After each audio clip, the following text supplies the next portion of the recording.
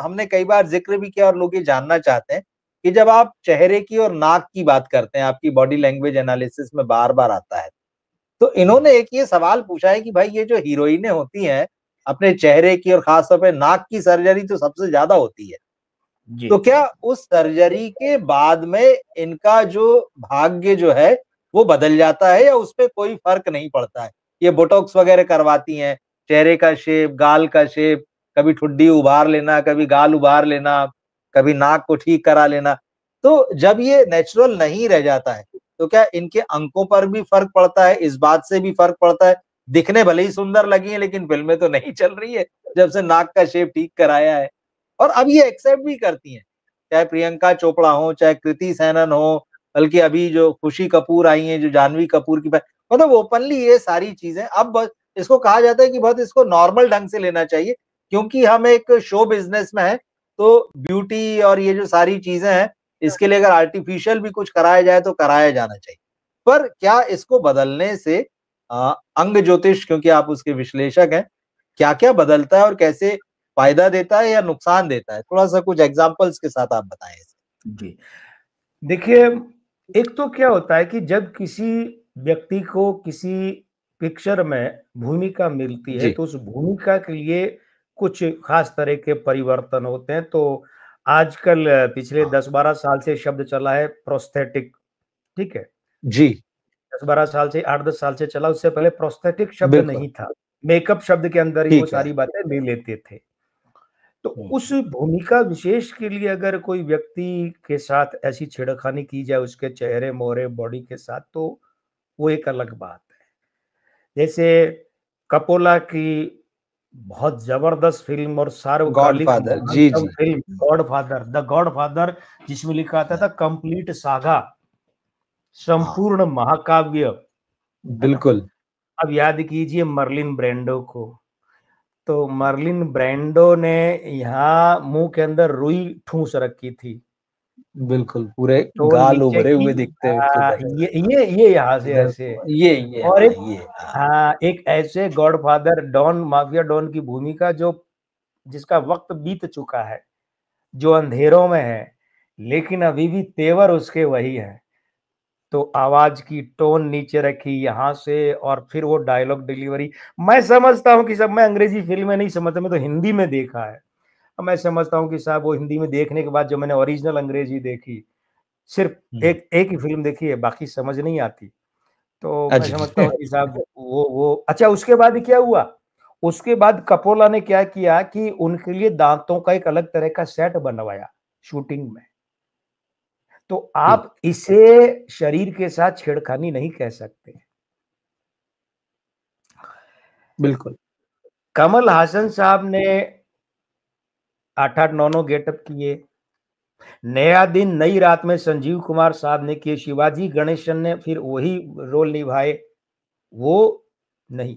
अब मैं आप समेत सभी मित्रों को याद दिलाना चाहूँगा कि सदमा से श्रीदेवी नहीं चली, लेकिन जब वे तोहफ़ा और हिम्मत वाला के साथ आती हैं, तो अब याद कीजिए श्रीदेवी जी की यानी श्री अम्मा की नाक।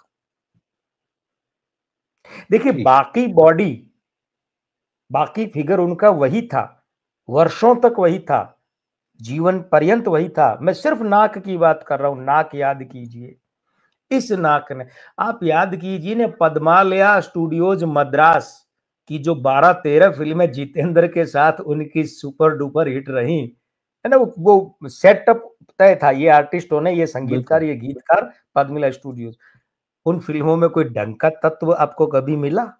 सिनेमाई हुँ, तत्व नहीं मिला ना। लेकिन नहीं, सुपर डुपर हिट फिल्में रही, लगातार 12-13 फिल्में रही में। उसके बाद श्रीदेवी का साम्राज्य बना। फिर श्रीदेवी को मिस्टर इंडिया से स्वीकार किया गया हिंदी फिल्मों में। तब तक वो मद्रासी फिल्मों से ही हिंदी में चलती थी। अब मैं क्या कहना चाहता हूं? मैं ये कहना चाहता हूं कि वही श्रीदेवी जब अपनी दूसरी पारी में खेलने आती हैं, तो नाक की सुना है 10-12 सर्जरी करवा चुकी थी, चेहरे की 5-7 सर्जरी करवा चुकी, संख्या कम ज्यादा कर लीजिए, लेकिन नाक की, चेहरे की सर्जरी करवाई।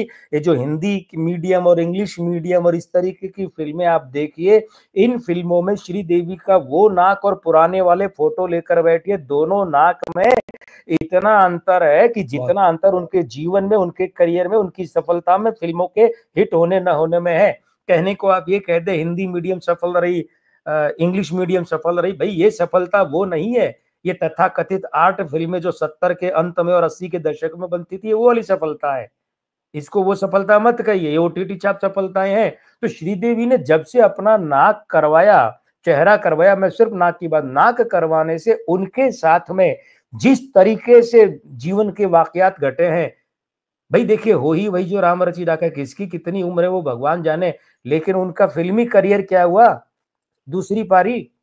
अब रुकिए, माधुरी दीक्षित, माधुरी दीक्षित मैं मानता हूं उनकी सर्वकालिक सबसे बढ़िया दिखती है माधुरी, वो फिल्म थी दिल तो पागल है, जिसमें सबसे बढ़िया सुंदर दिखती हैं, देह यष्टि के दृष्टिकोण से, नैन नक्श के दृष्टिकोण से, एक्टिंग वगैरह बाद की बात है, वो भी बहुत बढ़िया है, लेकिन मैं यहां सिर्फ प्रेजेंस की बात कर रहा हूं, नाक की बात। अब ध्यान दीजिए, माधुरी दीक्षित जो है, तेजाब वाला माधुरी दीक्षित का नाक वो मिलाइए, राम लखन वाला मिलाइए, खासकर जब वो एक गाना करती हैं कि ओ राम जी बड़ा दुख दीना तेरे लखन ने, वो नाक याद कीजिए, है ना। उसके बाद में माधुरी दीक्षित का साजन फिल्म, दिल का नाक याद कीजिए, बिना लौंग वाला नाक, और साजन फिल्म का मैं तू शायर है मैं तेरी शायरी वाला वो जो पियानो बजाती हैं, तो उसमें एक खास फ्रेम आता है जिसमें एक माधुरी यूं है उधर मुंह किए हुए, और दूसरे कपड़ों में एक माधुरी यूं है इधर मुंह किए हुए, वो दोनों के नाक यहां दिखते हैं, ध्यान से देखिए। और फिल्म में डायलॉग डिलीवरी याद कीजिए, माधुरी की सारी आवाज नाक से आती है। वो माधुरी क्या थी, चौड़ा नाक, पसरा नाक, फैला नाक, चौड़े नथुने, और नथुने भी बिल्कुल ऐसे त्रिकोण की तरह कट लिए हुए, क्या थी वे माधुरी। और फिर मैं आता हूं, अब उन माधुरी को याद कीजिए जो हम आपके हैं कौन में आई और फैशन का ट्रेंड बदल दिया, ये कंधे पर पट्टा रखे हुए, शादियों का ट्रेंड बदल दिया, उस माधुरी का भी याद कीजिए, क्या नाक वही है ये फिल्मों का। अब जब दूसरी पारी के लिए माधुरी आती है तो फिर फ्लॉप क्यों हो जाती हैं। लागा चुंदरी में दाग, और एक और फिल्म आई थी उसके साथ, आजा नचले, आजा नचले से उन्होंने कमबैक किया था। और उसके बाद तो माधुरी की फिल्में ही आनी बंद, मिलनी गुलाब बंद हो गैंग गई। और वो सब, बिल्कुल बिल्कुल बिल्कुल बंद हो गई। गुलाब गैंग और ये सब क्या हुई, वो गैंग सब गुलाब हवा हो गया, उड़ गया गुलाब हवा में। सब सब पूरा। और उसके बिल्कुल। बाद अब तो फिल्में ही ऑफर नहीं होती हैं। एक वो क्या था, आ, फेम गेम एक वेब करके, सीरीज, हाँ वेब हाँ फेम सीरीज में गेम, आई थी, वो भी हाँ। बिल्कुल फेम गेम, वो भी नहीं तो चली। वो तो अब आप सोचिए, अब ध्यान दीजिए, माधुरी दीक्षित ने निश्चित रूप से अपने नाक के साथ सर्जरी करवाई है, छेड़छाड़ की है। तो अब उनका नाक क्या है, ये यहां से पिचक गया, यहां से पिचक, जोड़ चौड़े नथुने उनकी ख्याति और प्रतिष्ठा दे रहे थे। मांसल शुक्र अंक 6 बलिष्ठ था, ओके। यहां नोक के साथ, हाँ। और बलिष्ठ क्या, चौड़ाई अंक 5 भारी, बलिष्ठ का मतलब भारी, यानी कि अंक 5 और 6 अंक, और ये चौड़ा, चौड़ाई यानी अंक 5, और ये नोक 1, 1 और 5 बुद्धादित्य युति थी भाई, और 6 समृद्धि। तो वो नाक से बोलती थी वे माधुरी, लेकिन उसके बाद भी उनका जलवा होता था साहब, बॉक्स ऑफिस की बादशाह थी माधुरी श्रीदेवी के बाद। बिल्कुल लेकिन ये बिल्कुल। वाली माधुरी, इनकी आवाज नाक से नहीं आती है, वो ऑपरेशन जो भी सर्जरी वर्जरी हुई, लेकिन उस चक्कर में इन्होंने अपना करियर खत्म कर लिया। बाजीगर में चलिए, शिल्पा शेट्टी आई, बिल्कुल उसके बाद हाँ। 2-4 फिल्में आई, नहीं चली।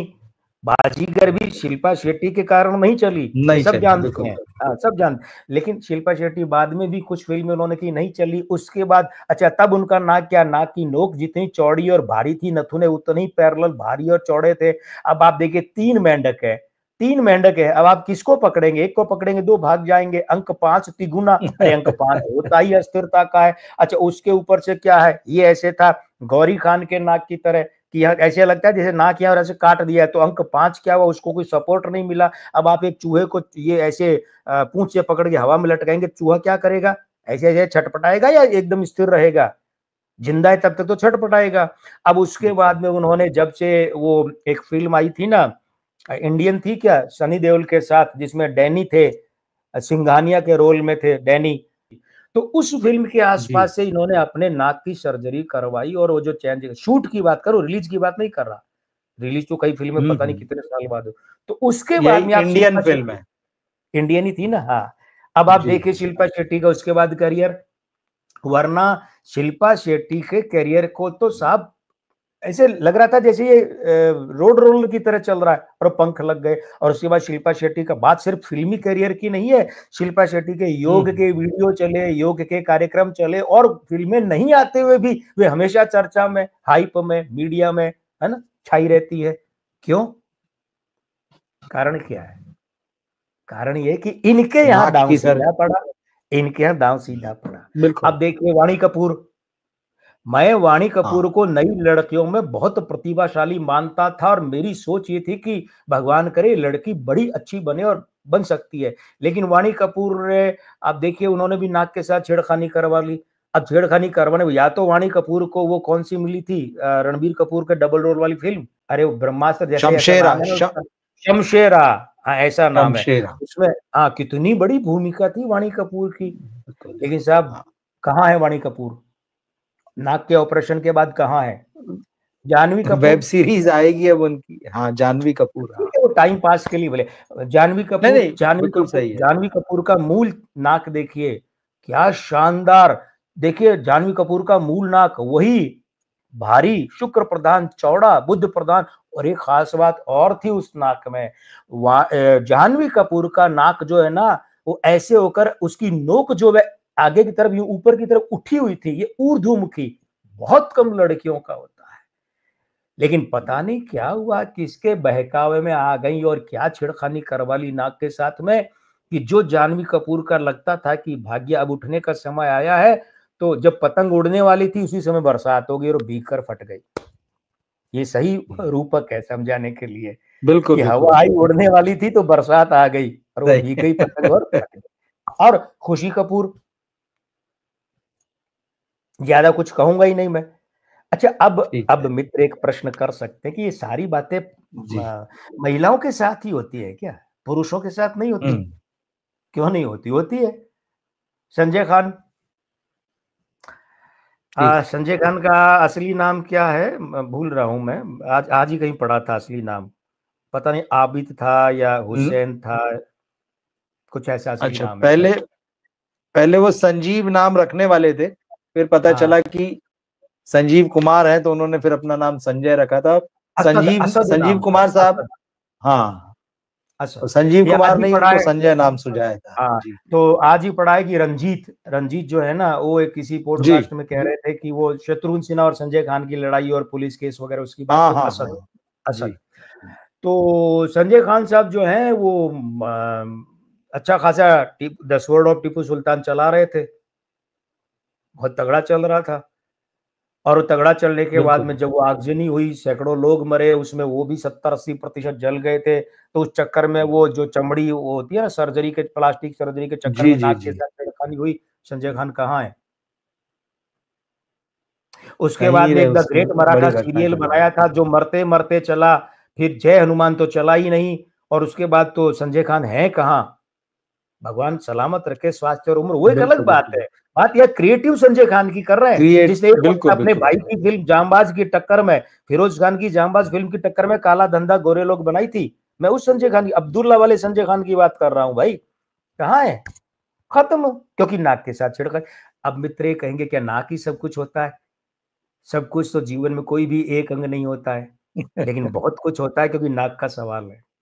बहुत कुछ होता है नाक भाई। तो अच्छा, नाक का सवाल है, सही बात अब है। अच्छा एक रवि जी, इस सवाल का जवाब मैं यूं भी जी। दूंगा, सवाल ही मैंने बनाया, जवाब मेरा भी, आप बताइए मित्रों, आप भी बताइए। कभी ऐसे कभी हुआ है कि किसी फॉर्म में हमारा फोटो लगना, तो जूतों का, पाँव का ले लो, हाथों का फोटो लगा दो, ये चेहरे का ही क्यों लगाते हैं? क्योंकि पहचान है जी। हाँ, आदमी के पूरे हम्म। व्यक्तित्व की पहचान शरीर है, और बिल्कुल, शरीर का पहचान है। प्रतिनिधि चेहरा है। प्रतिनिधि, 10 लाख लोग बिल्कुल। मिलकर के एक एक एमपी चुनते हैं, वो एमपी उस 10 लाख लोगों का प्रतिनिधि है। अगर 10 लाख लोगों की बात करें तो उस एक आदमी की बात करो ये। और उसमें भी क्या होता है कि नाक क्या होता है, ध्यान से देख, किसी भी आदमी के तत्व में, किसी भी व्यक्ति का व्यक्तित्व, कैरेक्टर, चरित्र जानना हो, स्वभाव जानना हो, आंखें, नाक और ठुड्डी। अब ध्यान दीजिएगा कि ये आंखों से आप एक यहां लाइन खींचिए और यहां गले तक आ जाइए। ये ईएनटी नहीं है क्या? नाक कान ठीक गला, बात है। इनका डॉक्टर एक होता है, बिल्कुल अलग अलग होता है?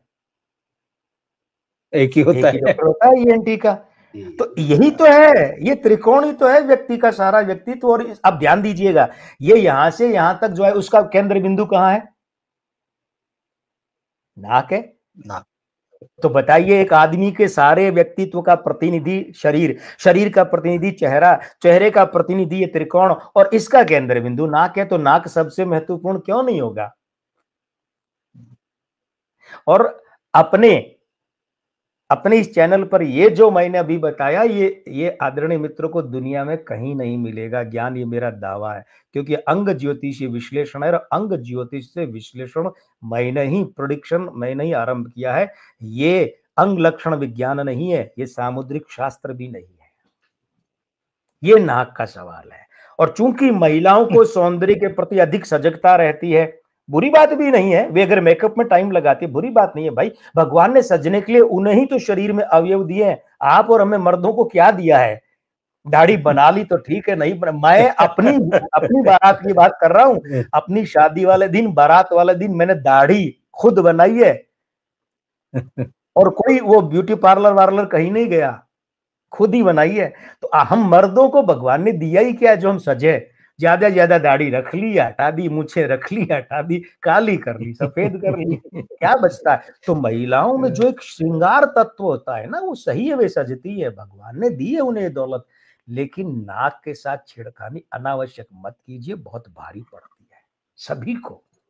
एक चलते चलते मैं एक चीज और कहना चाहूंगा जी। कि हमारे कई दर्शकों ने जो है वो हाँ, आपसे संपर्क किया भी है और लगातार जी करते हैं, ये मैं जानता हूं आप भी।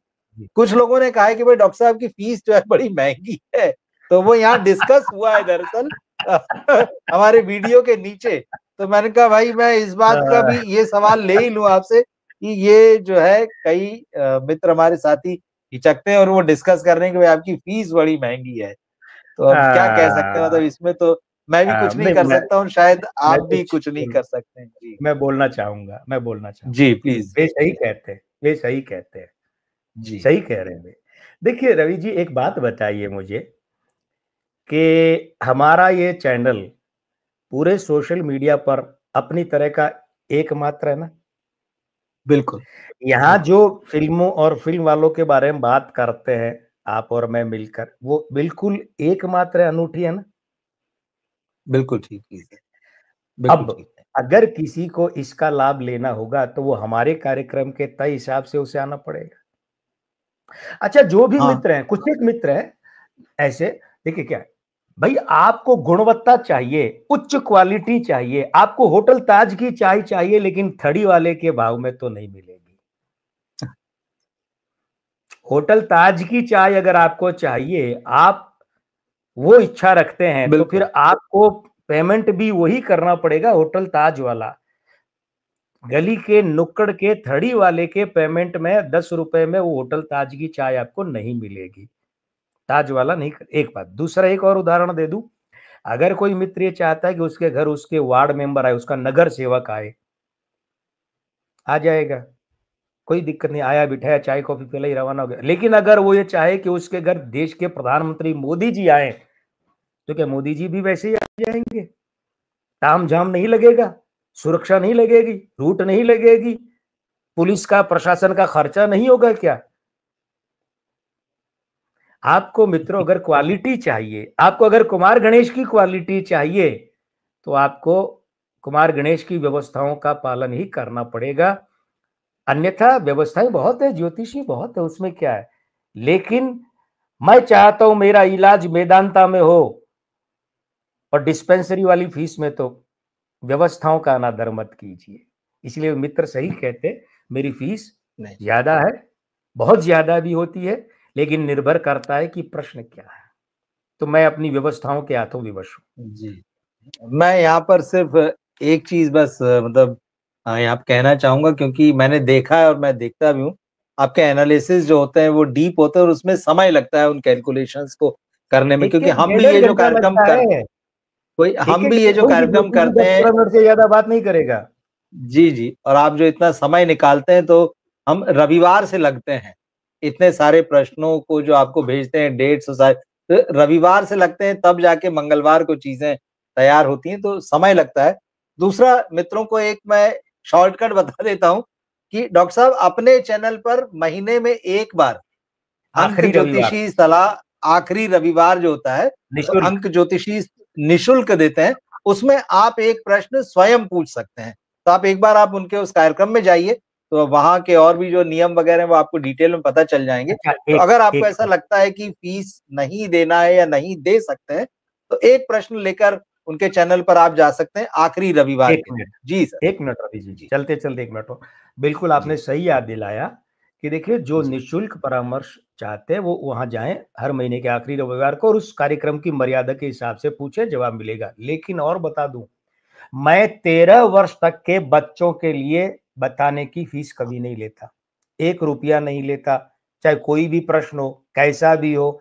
छोटी बच्चों के नामकरण का अगर कोई मेरे ऑफिस में आकर बैठकर पूछता है तो मैं ₹500 ₹1100 देता और हूँ कि ये मेरी तरफ से बच्चे को आशीर्वाद, बच्ची को आशीर्वाद। 70 साल या उसकी उम्र से बड़ी उम्र वाले जो हैं, उनके लिए मैं कभी ₹1 फीस नहीं लेता।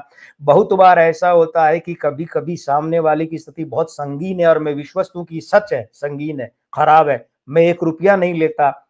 एक भी नहीं लेता, ये नहीं कि कम करता हूँ, नहीं लेता, ये मेरी व्यवस्थाएँ हैं। लेकिन जहाँ लेना होता है, फिर वहाँ पर मेरी अपनी व्यवस्थाएँ हैं।